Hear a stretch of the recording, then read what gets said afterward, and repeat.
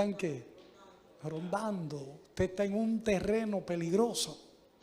Cuando usted sienta esa tentación, pídale al Señor que envíe ángeles poderosos para que lo preserven y usted no caiga en ese terrible pecado que lamentablemente Satanás, dice la Biblia, ¿verdad? Que aún en el reino de los cielos, aún en la presencia de Dios, nosotros tenemos que estar claros, tenemos que estar claros dónde surgió ese problema.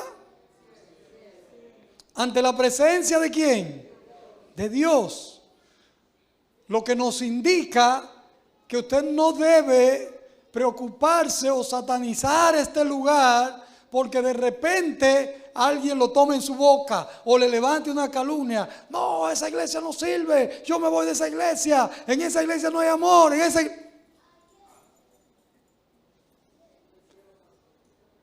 Si pasó en el cielo donde todo era perfección, pero cuando a usted le venga ese tipo de pensamiento, recuerde que es Satanás que lo está poniendo en su mente. Porque si bien es cierto que esta es una iglesia de pecadores, de personas imperfectas, de personas, ¿verdad?, con tendencia al mal, también es cierto que es una iglesia llena de personas que han creído en Cristo y que están en este lugar porque desean el perdón. Gracias. Desean que la gracia y el amor de Cristo nos cubra. ¿Cuánto quieren que la gracia y el amor de Cristo les cubra? Alabado sea el Señor. Dice la Biblia que en ese gran conflicto que se llevó a cabo en el reino de los cielos y que Satanás conquistó, un buen grupo de ángeles fueron, dice la Biblia, ¿qué? Una tercera parte fueron ¿qué? Expulsados. Fueron sacados del cielo. ¿Y dónde fueron? No vinieron a la tierra. Fue el único de los países o de los mundos creados por Dios, ¿verdad?, que se dio ¿a qué? Le dio cabida. ¿Con qué acto? ¿Con qué hecho? Con la desobediencia. Con la desobediencia de Adán y Eva en el huerto, ¿verdad? Esa gran controversia que sucedió en el cielo, lamentablemente, después de Dios haber creado un mundo perfecto, creado una pareja perfecta y haberle creado todo en su derredor, en su medio ambiente, para que vivieran felices, lamentablemente, al desobedecer a Dios, como resultado de ello, ¿qué cosa? Pecaron. Y el pecado, lamentablemente, se ha reproducido de ahí en adelante, de acuerdo a lo que nos dice la palabra de Dios y que queremos tomar como base en esta mañana en la epístola de Romanos, el capítulo 5, el versículo 12. Allí nos dice: por tanto, como el pecado entró por un hombre y por el pecado la muerte, así la muerte pasó a todos los hombres, por cuantos todos ¿qué? Pecaron. Lamentablemente, el pecado es un virus, es una enfermedad que corre por nuestras venas por el simple y llano hecho de ¿qué? De nacer. Por el simple y llano hecho de venir de un hombre y de una mujer descendientes, ¿verdad?, de Adán y Eva. La Biblia nos dice que la paga del pecado, lamentablemente, es que es la muerte. Esa gran controversia, ese gran problema creado por Satanás desde el cielo, trajo como resultado la muerte, que nunca estuvo en la mente ni en los planes de Dios. De hecho, nosotros aún como seres humanos mortales, ¿verdad?, no estamos preparados para la muerte, ni tampoco la aceptamos. Usted puede tener un familiar con una enfermedad terminal, y usted dice que comienza a prepararse mentalmente para ver partir a ese ser querido. Pero cuando ese ser querido cierra los ojos y muere, óigame, esa preparación que usted tuvo no le sirvió para nada. ¿Por qué? Porque Dios nos creó como seres humanos, ¿para qué? Para vivir eternamente. Y si bien es cierto que la paga del pecado es la muerte, ahí no termina la sentencia. Dice que la dádiva de Dios en Cristo Jesús es salvación y vida eterna. Alabado sea el nombre de Dios. Si bien es cierto que esa gran controversia, ¿verdad?, que del cielo se extendió hasta la tierra y como consecuencia trajo el pecado, trajo la muerte entre los seres humanos, el Señor no nos abandonó ni nos dejó a la autoridad del pecado. Nos dio a Cristo para que por su gracia, sin merecerlo, nosotros hoy podamos ser salvados. Pero hay una gran realidad. Hay una gran realidad en medio de ese gran principio bíblico que nosotros no podemos dejar pasar por alto. ¿Cuál es esa realidad?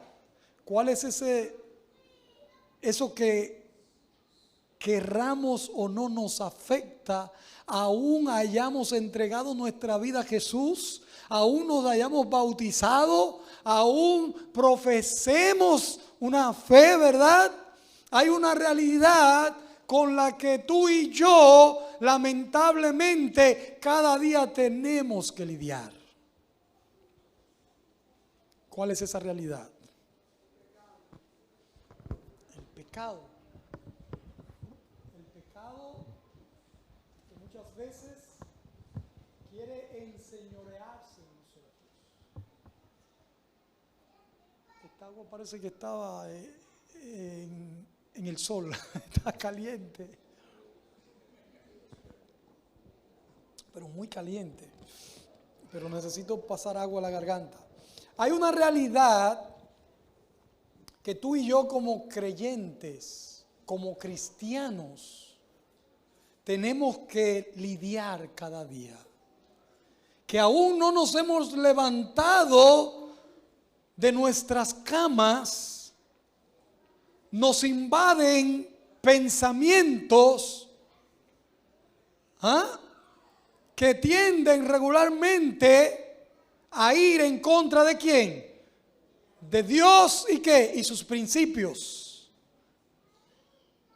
Y mucho más cuando nos saltamos de la cama y tenemos que salir a trabajar, tenemos que salir a la calle, nos damos cuenta que dentro de nosotros pareciera ser que hay una gran ¿qué?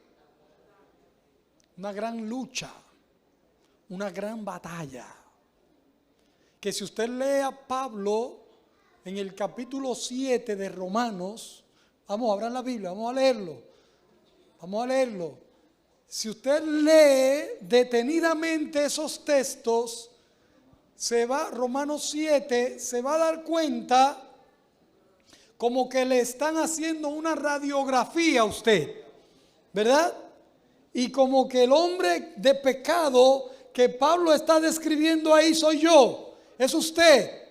Y usted se preguntaría, pero cuando Pablo escribió ese capítulo y sobre todo desde el versículo 15 en adelante, ¿estaba convertido o no estaba convertido? ¿No se había arrepentido? Bueno, vamos a leer desde el versículo 15, me parece, en adelante. Desde el versículo 15 no, desde antes. Vamos a leerlo desde antes, desde el 7. Romanos 7,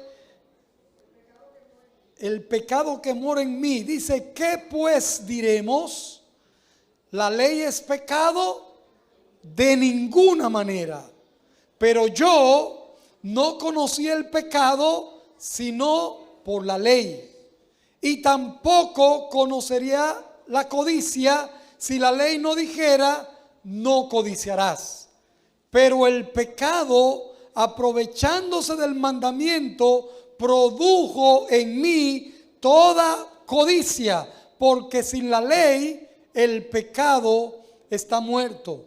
Y yo sin la ley vivía en un tiempo, pero ahora al venir el mandamiento, el pecado revivió y yo morí. Y hallé que el mismo mandamiento que era para vida, a mí me resultó para muerte. Porque el pecado, aprovechándose del mandamiento, me engañó y por él me mató. De manera que la ley a la verdad es santa y el mandamiento santo, justo y bueno. Entonces, lo que es bueno vino a ser muerte para mí. De ninguna manera. Más bien, el pecado, para mostrarse como pecado, produjo en mí la muerte por medio de lo que es bueno, a fin de que el pecado, por medio del mandamiento, llegara a ser extremadamente pecaminoso. Sabemos que la ley es espiritual, pero yo soy carnal, vendido al pecado. Lo que hago no lo entiendo, mas no hago lo que quiero, sino que lo que detesto o aborrezco, eso hago. Y si lo que no quiero, esto hago, apruebo que la ley es buena. De manera que ya no soy yo quien hace aquello, sino quien, el pecado que mora en mí. Y yo sé que en mí, esto es en mi carne, no habita el bien, porque el querer el bien está en mí, pero no qué cosa. Óigame, no hago el bien que quiero, sino el mal que no quiero. Eso hago. Y si hago lo que no quiero, ya no lo hago yo, sino el pecado que está en mí. Así que queriendo yo hacer el bien, hallo esta ley, que el mal está en mí, pues según el hombre interior me deleito en la ley de Dios, pero veo otra ley en mis miembros que se revela contra la ley de mi carne y que me lleva cautivo a la ley del pecado que está en mis miembros. Miserable de mí, ¿quién me librará de este cuerpo de muerte? Gracias doy a Dios por Jesucristo, Señor nuestro. Así que yo mismo con la mente sirvo a la ley de Dios, pero con la carne a la ley del pecado. ¿Qué está diciendo Pablo acá? ¿Qué está tratando de enseñarnos? Si notan, ¿verdad? Desde el versículo 7 como hasta el 14 por ahí, Pablo está teorizando de manera pero ruda sobre el pecado, sobre la naturaleza del pecado, lo que es el pecado, ¿verdad? La influencia que tiene con nosotros, pero sobresalta de manera particular y de manera especial, ¿verdad? La ley por encima del pecado, cuando dice que el mandamiento es ¿cómo? Es bueno, es justo, ¿verdad? porque viene de manera particular de Dios. Pero luego entonces pasa a describirnos a nosotros.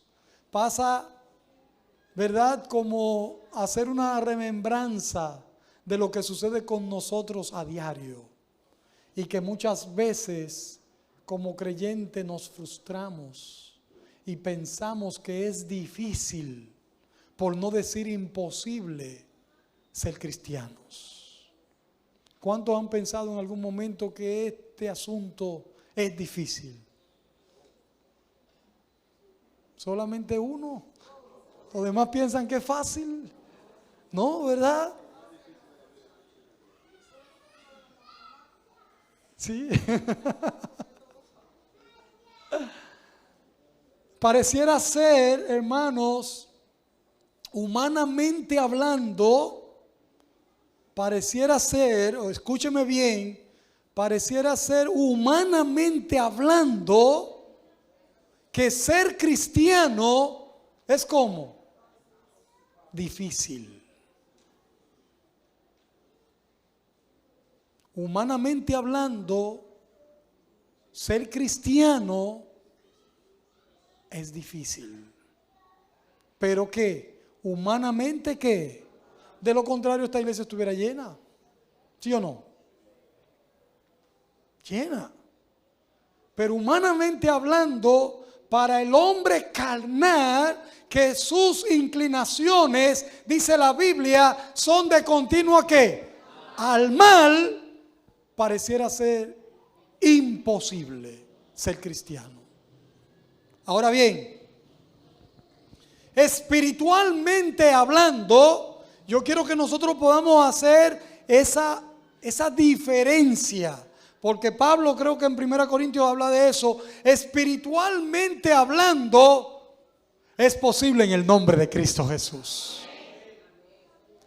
Porque si usted lo va a ver desde el punto de vista de lo que corre de manera natural por usted, ¿qué va a pasar? No va a crecer espiritualmente hablando. Porque usted es lamentablemente gobernado por una naturaleza que se llama ¿cómo? Pecado. Y que por haber nacido, ¿verdad?, ya usted la trae por naturaleza. Está dentro de usted. Y usted no puede desligarse de ella. Por eso Pablo, en el versículo 24, yo diría, da un grito y dice: miserable de mí, ¿quién me va a librar de este cuerpo de muerte? ¿Quién me va a quitar de encima esta carga tan pesada, este problema tan pesado, esta lucha que internamente yo tengo? Que queriendo hacer el bien, ¿qué cosa? No lo hago, sino que hago el mal, ¿qué cosa? Que no quiero. Y que me gobierna en múltiples ocasiones. Me lleva a hacer lo que no quiero.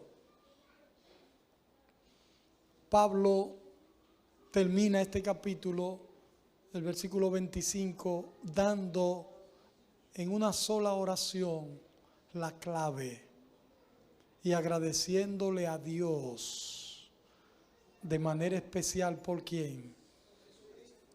Por Jesucristo. Porque la vida de Jesús, su ministerio, su sacrificio, su muerte y su resurrección nos enseña que en medio de este gran conflicto o controversia que humanamente llevamos, en Cristo podemos ser victoriosos. Dándole cabida a Cristo en nuestras vidas. ¿Cómo podemos obtener esa victoria? ¿Cómo podemos vencer ante esa gran controversia que tenemos cada día independientemente, ¿verdad?, de nuestra naturaleza y de la decisión que hayamos tomado como seres humanos de servirle al Señor, dándole el primer lugar a Dios en nuestras vidas.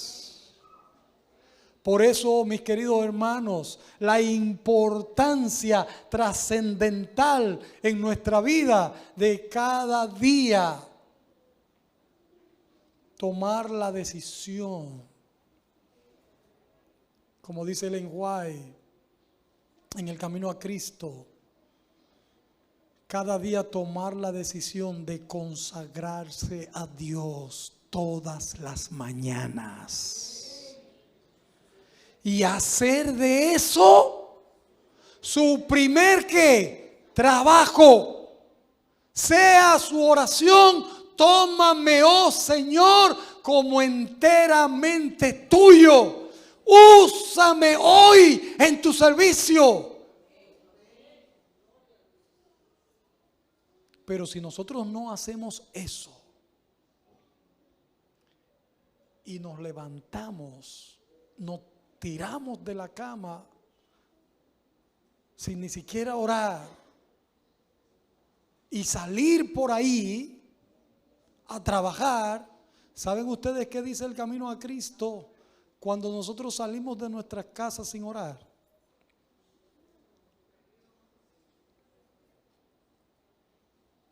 Dice el Camino a Cristo, Ellen White, que el cristiano que no ora, las tinieblas del maligno lo rodea. Y si usted al amanecer y al levantarse no toma la Biblia, no ora y sale corriendo, ¿en manos de quién usted va? ¿Podrá vencer? Ante el primer pensamiento, ante el primer pecado, tentación, como usted le quiera llamar, o prueba, ¿qué va a pasar con usted? Y entonces usted va a decir: óyeme, qué difícil es el cristiano.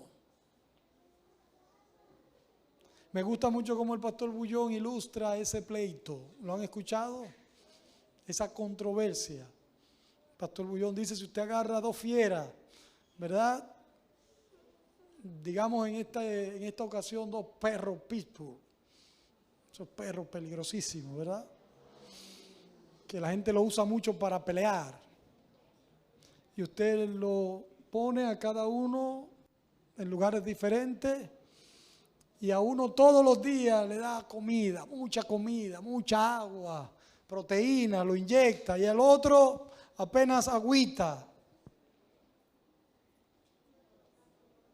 2 semanas, 3 semanas, usted dice: vamos a poner a los perros a pelear. ¿Cuál usted cree que gane?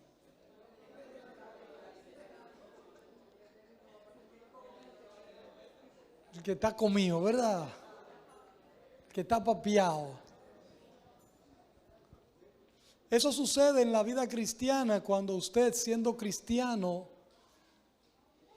no alimenta su naturaleza espiritual, no estudia la Biblia, no ora, no viene a los cultos de la iglesia, no se involucra en ningún programa.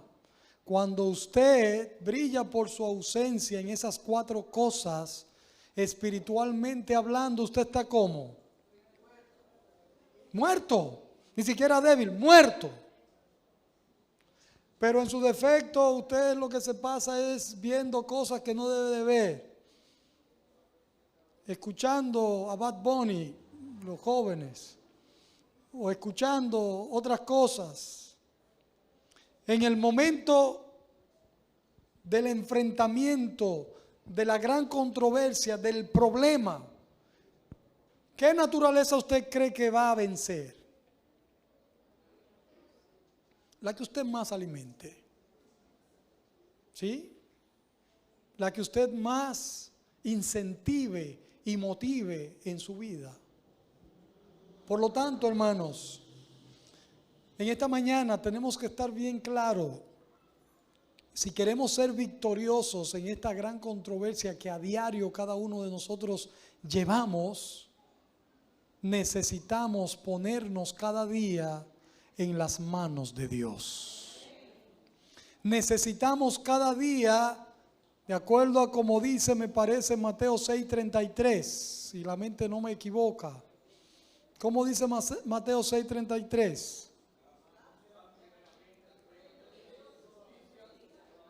Mas buscad primeramente el reino de Dios y su justicia, y todas las demás cosas serán como. Yo de manera particular digo y entiendo que la mayoría de nosotros, incluyéndome a mí, nunca o tiene poco significado de ese texto. Lo aplicamos muy poco. Porque si tomamos en cuenta el principio que nos está estableciendo el Señor allí, lo que nos dice es que primeramente tenemos que buscar el reino de Dios y ¿qué? Y su justicia. Sin embargo, lo que nosotros hacemos en la práctica es completamente contrario. Primeramente vamos detrás de las cosas. Primeramente establecemos nosotros nuestras metas, nuestros proyectos y las cosas que queremos. Y cuando nos salen mal, entonces salimos corriendo, llorando para donde Dios, Señor, me fue mal. ¿Sí o no? Eso es lo que hacemos regularmente en nuestra vida. Hermanos, el principio es: busca primeramente a Dios, su reino y su justicia. Y en la medida que nosotros le demos el primer lugar a Dios en nuestra vida, donde quiera que estemos, la gente verá que realmente el Señor vive en cada uno de nosotros. Ayer me pasó algo a mí un poco inusual, yo diría, en la gente. Yo me detuve a comprar algo en la calle. Le pasé 1,000 pesos. Habían varias personas, las personas que estaba vendiendo. Le pasé 1,000 pesos para que se cobrara. Él no tenía cambio, le dijo a otro, cámbiame los 1,000 pesos, le dio 2 billetes de 500. Me devolvió uno, ¿verdad? Y me iba a dar cambio de los otros 500 con el que se quedó.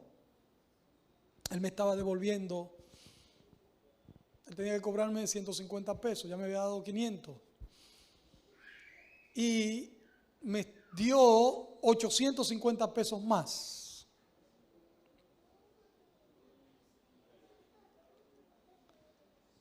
Ahí había gente, yo le dije, pero tú te estás engañando, mira, tú me diste 500 y me estás dando 850 más.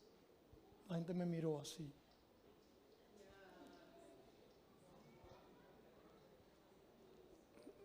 Como quien dice, ¿y este hombre de dónde es?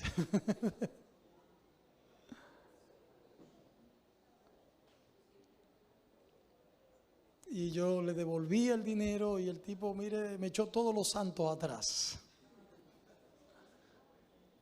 Cuando usted le da primeramente el lugar que Dios le corresponde en su vida, cuando usted busca primeramente el reino de Dios y su justicia, el pecado le será odioso. Y usted va a vencer en el nombre de Cristo Jesús. Si hay algo que yo quiero que usted lleve en su mente en esta mañana, al salir de este lugar, es que pueda entender que por débil, malo o pecador que seamos, en el nombre de Cristo se puede. En el nombre de Cristo podemos vencer el pecado. En el nombre de Cristo podemos vencer los problemas y las dificultades de la vida. Y en el nombre de Cristo podemos alcanzar la salvación y la vida eterna. Porque no es obra nuestra, sino la obra de Dios a través de Cristo en nuestras vidas. El Señor quiere manifestarse de manera especial y poderosa en tu vida en esta mañana. Él quiere hacerte un hombre, una mujer, un joven victorioso. Pero no lo va a hacer en contra de tu voluntad. Tú tienes que permitir, darle el permiso que Él lo haga. En medio de esta gran controversia, de esta lucha que todos tenemos, el Señor quiere invitarnos en esta mañana a ser victoriosos. ¿Cuántos reciben esa invitación? Yo quiero ver de pie a aquellos que quieren ser victoriosos, que quieren darle el primer lugar a Cristo en sus vidas, que quieren caminar cada día de la mano con Cristo, que quieren consagrarse al Señor todas las mañanas y hacer de eso su primer trabajo. Querido Dios y Padre, damos gracias, Señor, por tu palabra. Gracias porque a pesar de estar en un mundo dominado por el pecado, a pesar de estar en un mundo dominado por la enfermedad, los problemas, los conflictos, oh Señor, podemos tener la certeza y la seguridad de que en Cristo podemos ser más que vencedores. Podemos tener la seguridad en Cristo, oh Señor, que aunque muramos, aunque la muerte como resultado, ¿verdad?, del pecado nos arrebate la vida, podemos estar seguros, Señor, que el que cree en ti, aunque esté muerto, vivirá. Oh Padre, ayúdanos cada día a abrazar esa fe. Abrazarte con los brazos de la fe y a sentir la certeza y la seguridad de que tú estás con nosotros. Que así como los 3 jóvenes hebreos, aún en el horno de fuego, sintieron tu presencia y tú hiciste acto de presencia en ese lugar, podamos estar seguros que aunque estemos pasando por el horno y el fuego de las pruebas, las dificultades, las tentaciones, tú estarás con nosotros desde ahora y hasta el fin del mundo. Bendice tu iglesia, Señor, en esta mañana. En el nombre de Jesús te lo pedimos. Amén.